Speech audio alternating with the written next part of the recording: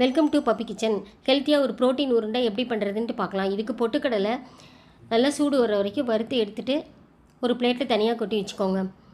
அதே கடாயில் இப்போ 1 கப் பொட்டுக்கடலைக்கு 1/2 கப் வெல்லம் எடுத்துகிட்டு ஒரு 1/4 கப் தண்ணி விட்டுட்டு பாகு உருண்டை பதம் வர வரைக்கும் அதை நல்லா மிக்ஸ் பண்ணிகிட்டே இருங்க.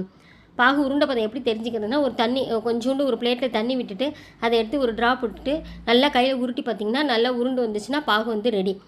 இப்போ இதை எடுத்து ஒரு கிண்ணத்தில் கொட்டிட்டு அந்த வறுத்து வச்சுருந்த அந்த பொட்டுக்கல்லையும் போட்டுட்டு 2 டேபிள் ஸ்பூன் நெய் விட்டுட்டு அது சூடாக இருக்கிறப்ப உருண்டை பிடிச்சிருங்க.